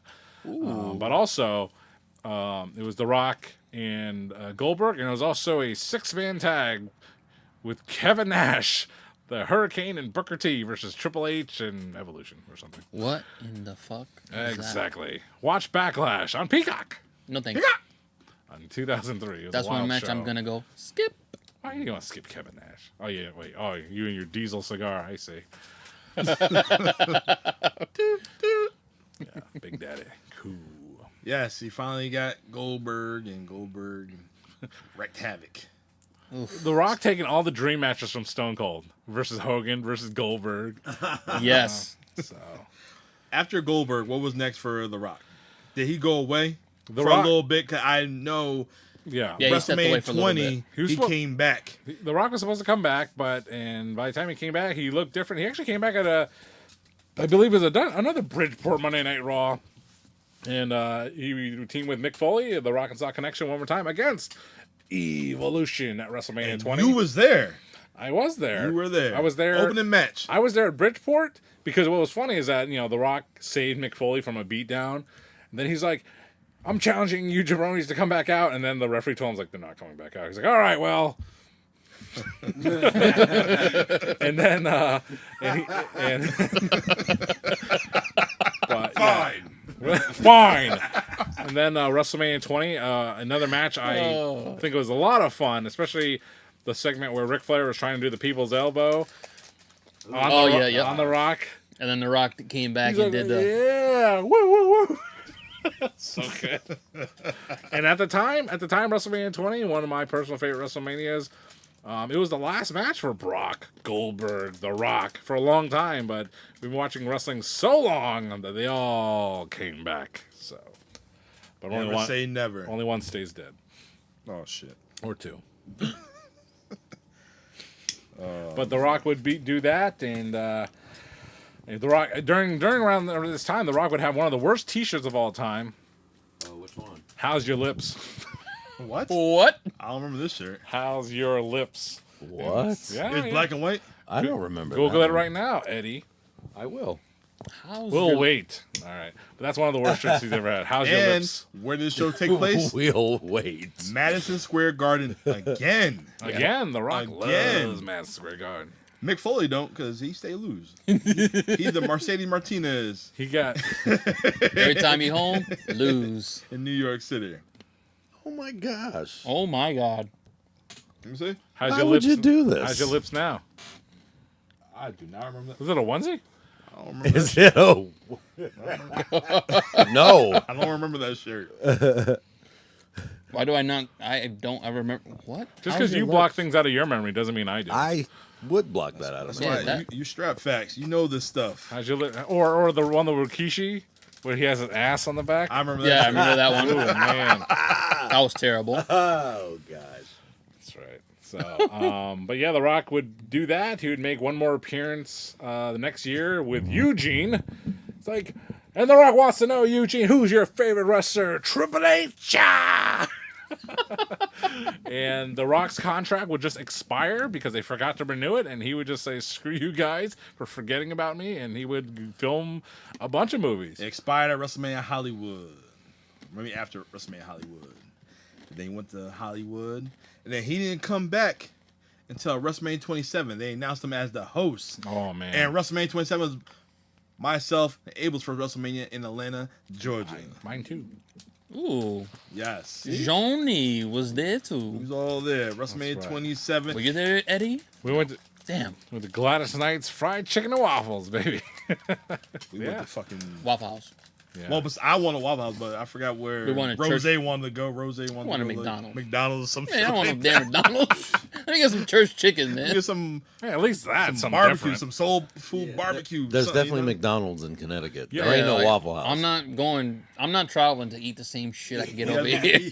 I had fried chicken in Atlanta so many try ways. a Coca-Cola. Yeah, too, Hattie while I'm B's. down here. Hattie B's? Yeah, Hattie B's. No, I didn't have Hattie B's. But we had a hotel. It was for me and Randy. Randall.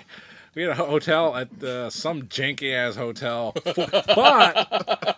but it was 4 blocks away from the Georgia Dome, which I thought was a beautiful arena. Oh, smart. And it was just, I mean, Atlanta is scary. Like, listen, we're from the grizzled streets of New London, Connecticut. Man, I was terrified in Atlanta, Georgia, man. Walking around some of the neighborhoods, like, man, if you jumped, like, from ground level, just jumped like a regular person would, you'd hit brand fresh spanking new barbed wire fencing. Ooh. Like, fresh. Cut the lawn with that. But the hotel, first of all, we booked like 2 beds. We showed up. We had 1 king size bed, and I told Randy, I was like, for the first night, I'll sleep on the bed. You sleep on the floor. And then we'll switch the next night. That's how it is sometimes. And then the next night, we both got beds. So I was like, I didn't have to sleep on the floor. But right next to that hotel was some kind of restaurant. And it was Randy did like Access or something that Sunday morning. And I go to that restaurant by myself because I don't know, I just was by myself. So, and I felt so underdressed as a wrestling fan might, you know, in a t-shirt and shorts. And, you know, it was Sunday. And everybody was eating in their church Sunday best. Here I am in my shorts and my wrestling t-shirt. And in my How's Your Lips t-shirt. my How's Your Lips t-shirt. But I'm telling you, I had fried chickens 4 different ways there, and they're all delicious. So big ups to that. WrestleMania 27, that was a great trip. That was a great trip. I'll never forget how it went down, how I ordered tickets. I'm like, yo, WrestleMania is going to be in Atlanta. Everyone go, I have to see. I have to work. My man Roger, I don't know. He's the only way I'll go to WrestleMania if Shawn Michaels get inducted to the Hall of Fame. I remember that. I watched that Raw.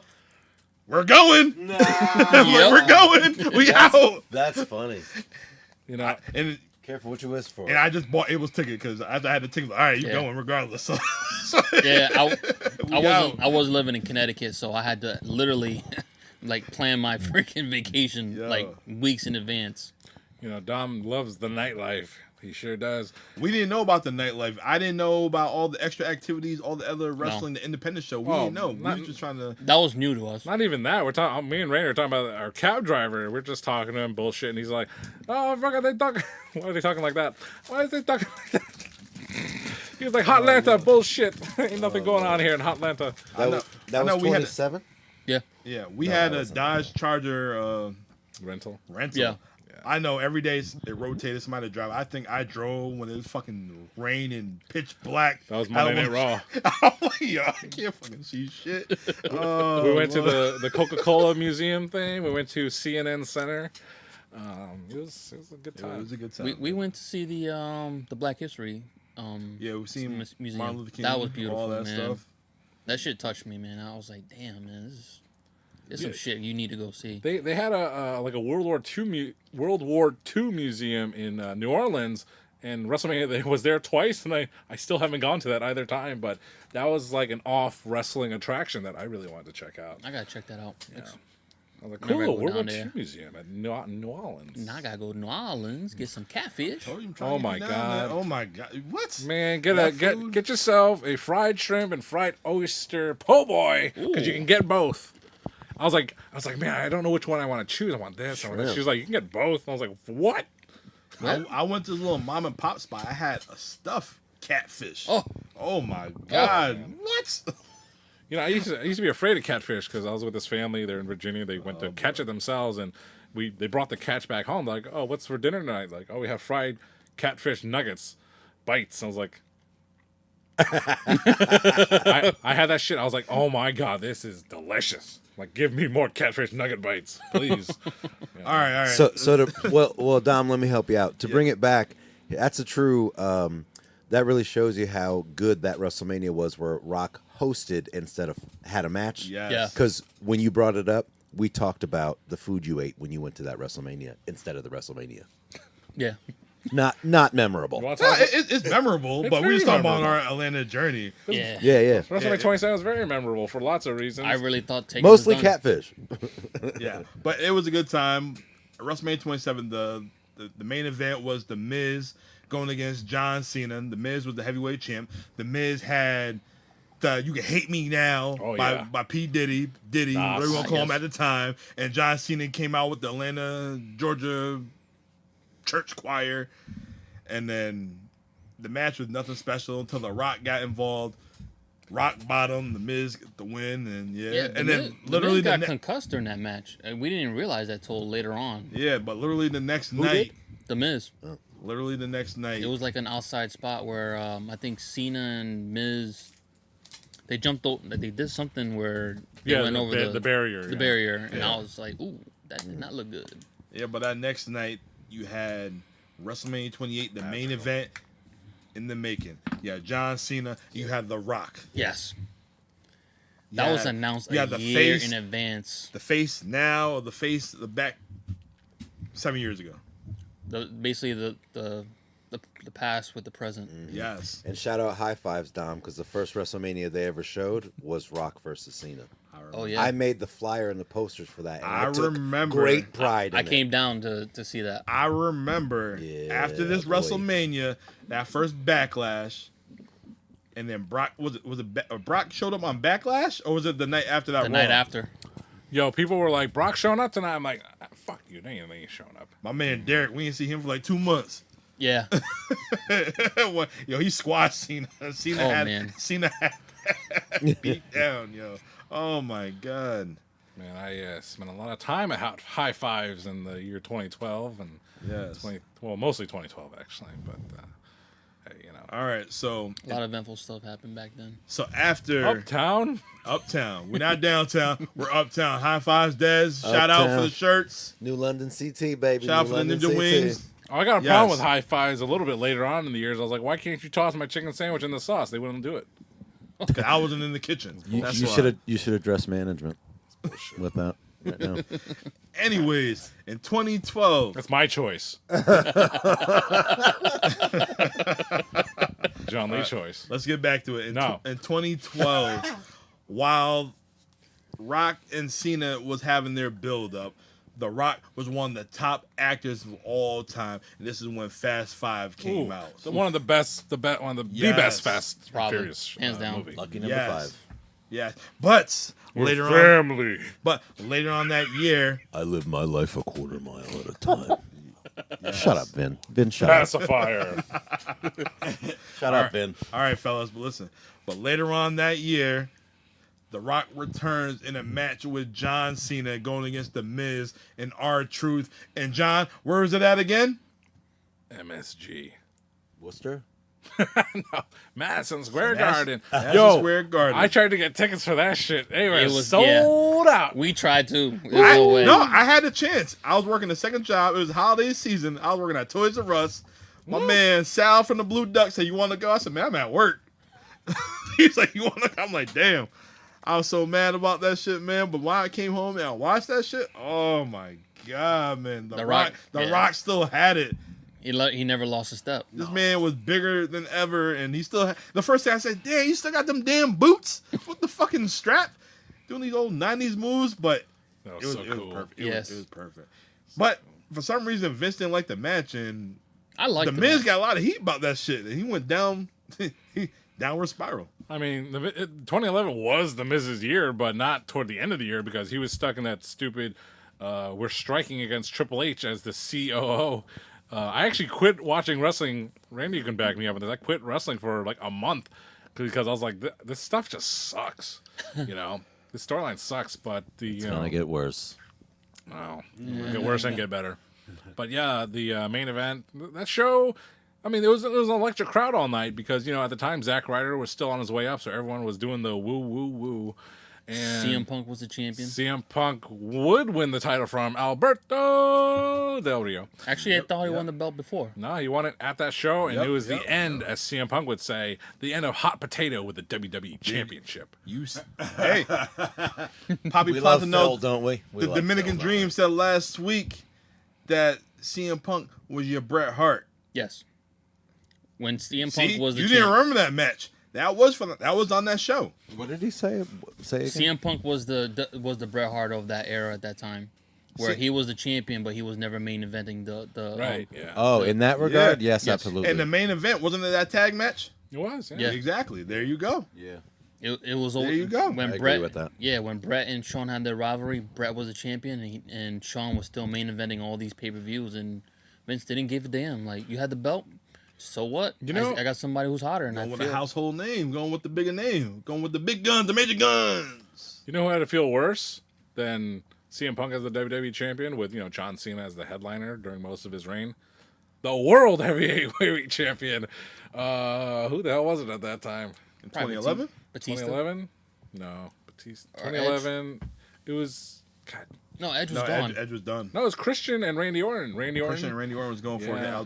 Del Rio was going for the world title or heavyweight title against CM Punk. No, no. That was the WWE title. The World Heavyweight title. I think it was like the Big Show and Yeah, it was somebody. It was lame. after Edge retired. Christian had the title, and then him and Randy Orton was going back and forth for the shit. Yep. So yeah, It was No, I Randy think- versus Big Show. No, was it Randy? I think wasn't it Mark Henry and Big Show? Mark Henry, yeah, the House Ooh. of Pain. Oh boy.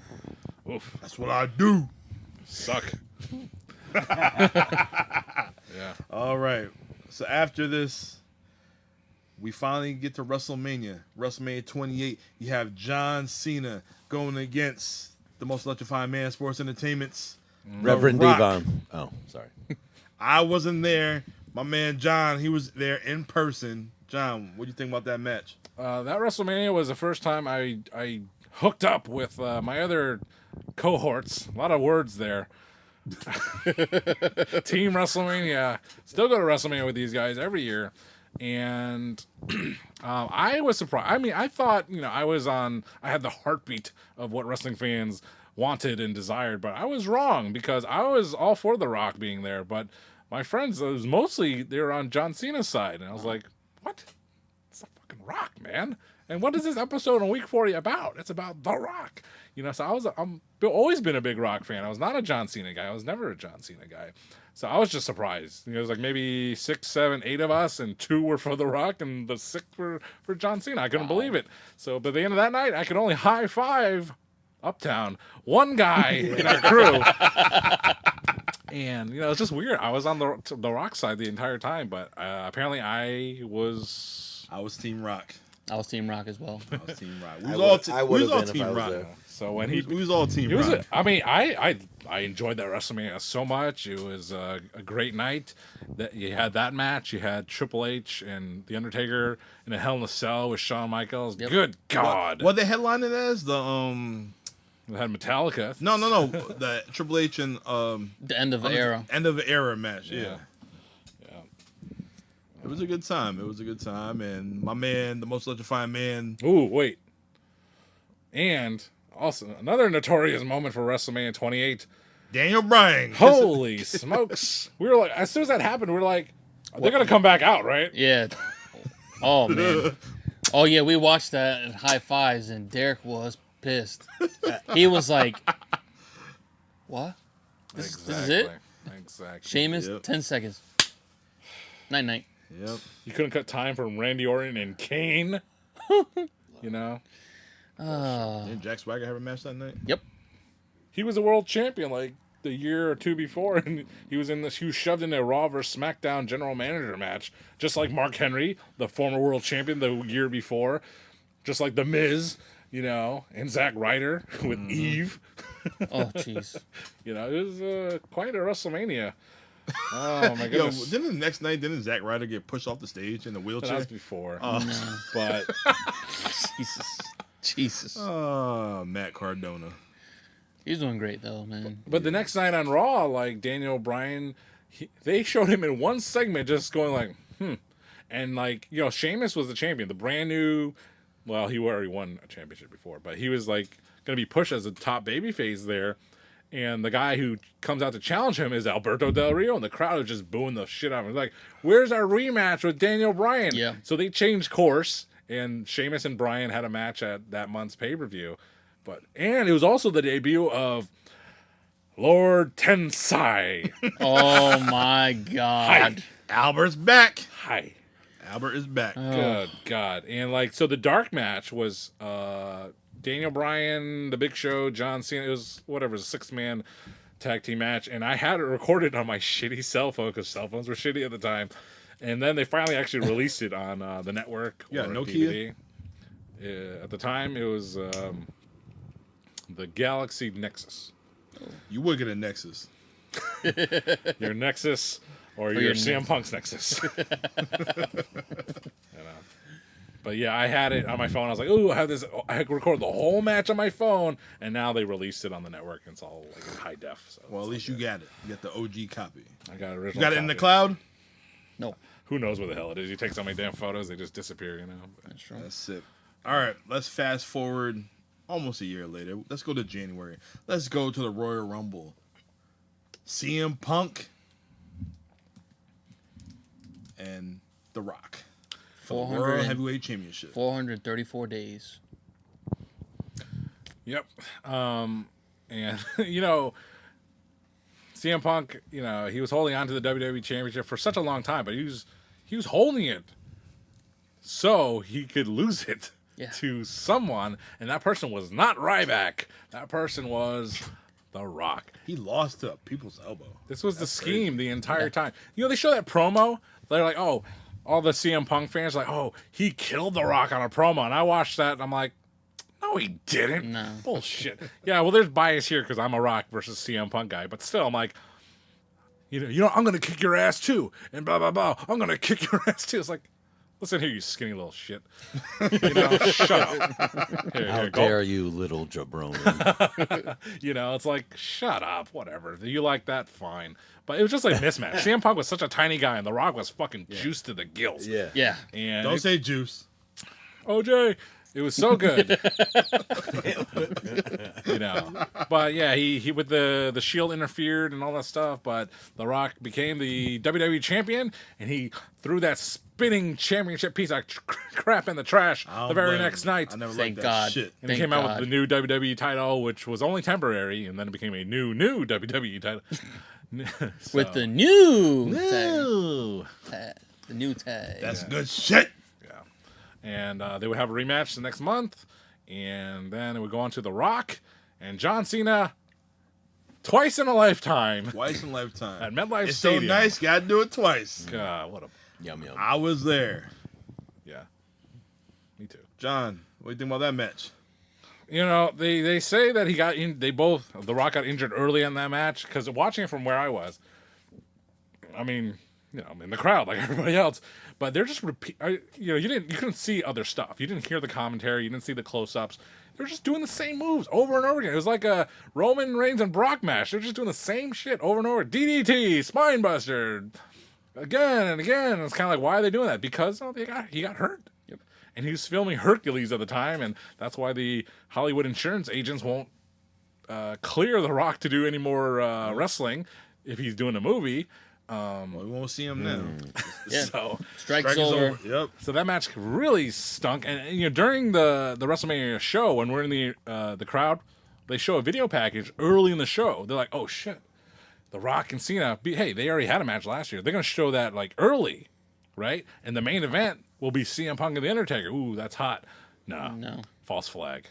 the Rock and Cena would end the show, and he would lose the WWE title to John Cena. He passed the torch to John Cena. It was cold, but sure. Yeah. It was cold as fuck. It was drizzling out there. I The was out drizzling there. shits. Nose was running. It was cold. Drizzling shits. I'm glad I didn't go.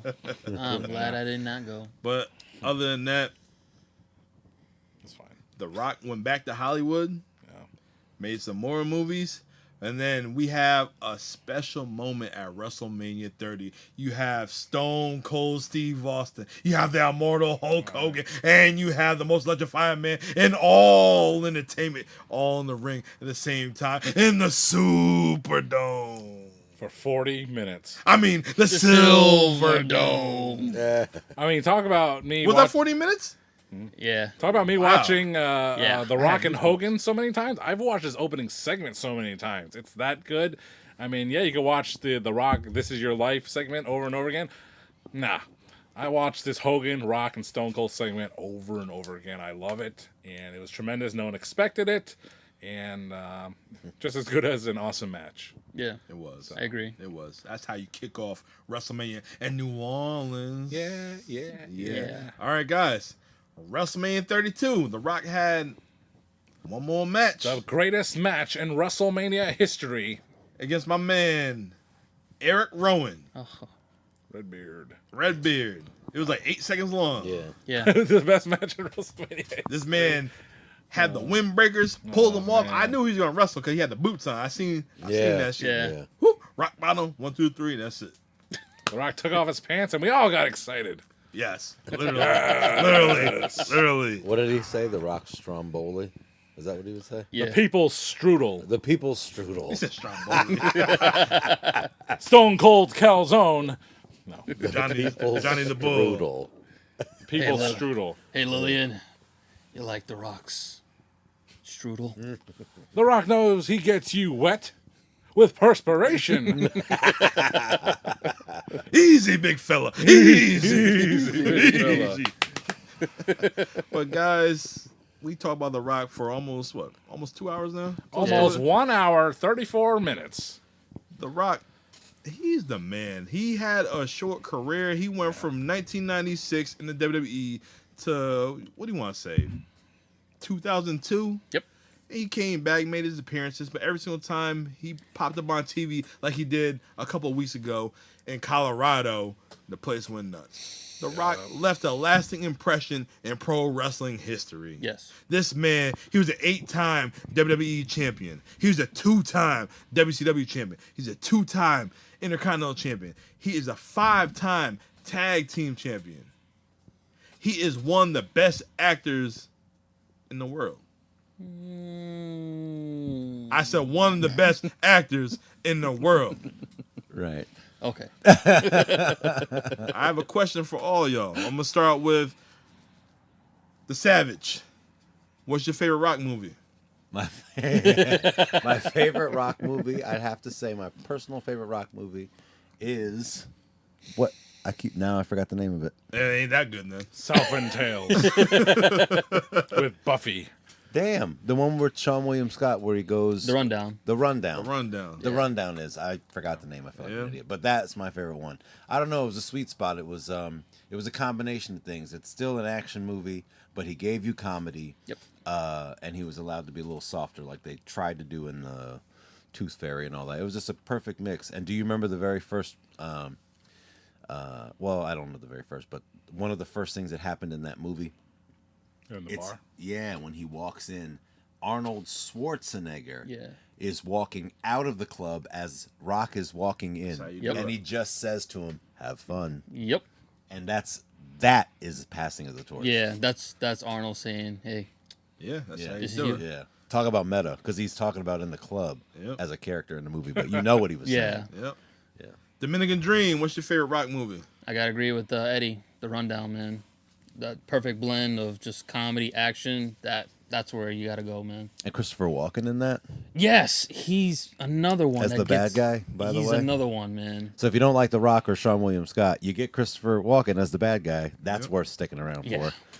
All right, Strap, what's your favorite Rock movie? Rock, you're going to die.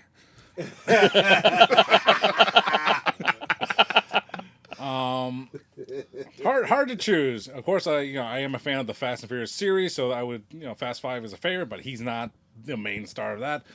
He's been in a lot of movies, but I would choose actually Jumanji because he saunters. Jumanji. That is also an ensemble cast, but it's a fun ensemble cast, and I enjoy that one. Jumanji, I would watch again because I thought it was a lot of fun with Kevin Hart in there too. So Jack Black. a lot of fun. What's the other one they had with Kevin Hart where he's a CIA agent? Central Central Intelligence. Intelligence. That one's a good. That's another That's good with one. the famous dancing scene. Yes, when he's yeah, young that's and he's another got good the one. CGI. I agree. That's another good one. I forgot about that. Now, for me, I like the Fast and Furious series. I like the Hobbs and Shaw. But one movie that I will watch if it's on TNT today is Faster. I like that movie. Ah, Yeah, yes. that was a good. forgot That was a about good that ass one. movie. That's a with good him. one. That was a real good movie. with him. Underrated. Yes, yes, and you know, the motherfucker's the big ass dude when he just trying to wear long sleeves, like not show. Anything. Yeah. Like, yo, come on, man. Like, we know how you're built. Pause. Like, we know how you are. Like, no need for that. All right, I got one more question before we end this show. I'm gonna start with Strap. What is your favorite Rock match of all time? Rock match, rivalry, whatever. Well, it's already what been is it for mentioned, you? and I don't want to say it because it's too easy.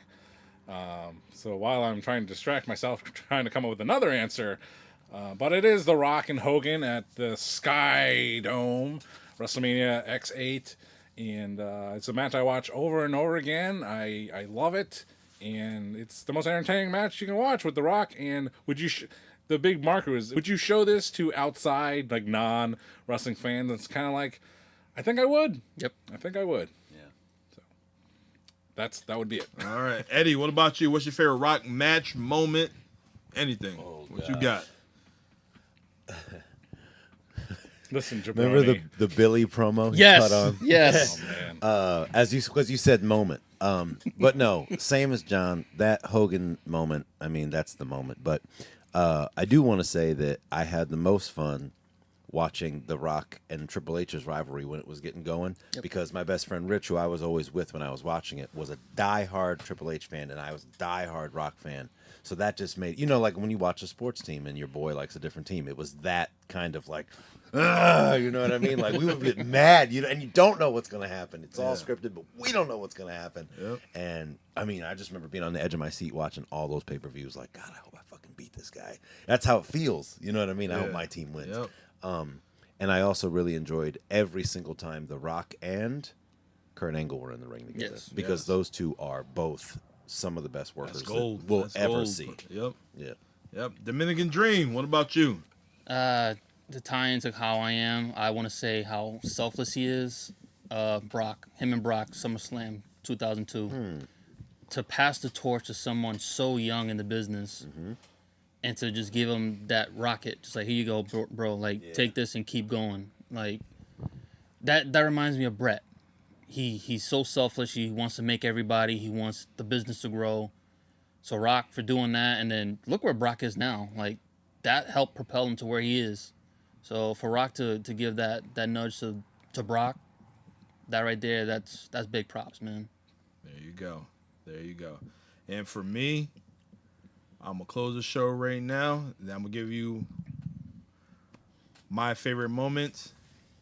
But we have Strat Facts, Mr. John Lee. We have the Dominican Dream, Poppy Platino, Abel. We have special guest, Savage Eddie Long. I am the notorious one. I am Dom. And one of my favorite Rock moments is, it doesn't matter. Him and Wyclef Jean. Boom! We'll see you next time.